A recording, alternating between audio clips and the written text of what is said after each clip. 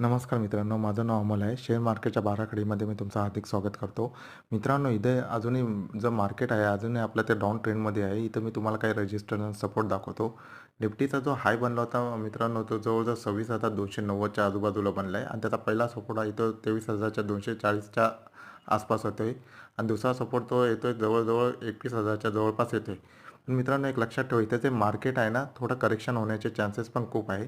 इथं मार्केट कदाचित अजूनही माझ्या मते अजूनही 1,000-1,500 पॉईंट खाली येऊ शकतो. तसंच बँक निफ्टीमध्ये पण आहे मित्रांनो. बँक निफ्टीमध्ये जो बँक निफ्टीने हाय मारला होता तो जवळजवळ मला काहीतरी वाटतं 54,000च्या आसपास त्याने हाय मारला होता आणि आता सध्या बँक निफ्टी जो पहिला जो सपोर्ट आहे तो 49,000च्या आसपास आहे. म्हणजे अजूनही बँक निफ्टीमध्ये इकडनं 1,000-1,500 पॉईंटचं करेक्शन येऊ शकतो आणि दुसरा जो सपोर्ट आहे तो 41,000 46,000च्या आसपास आहे.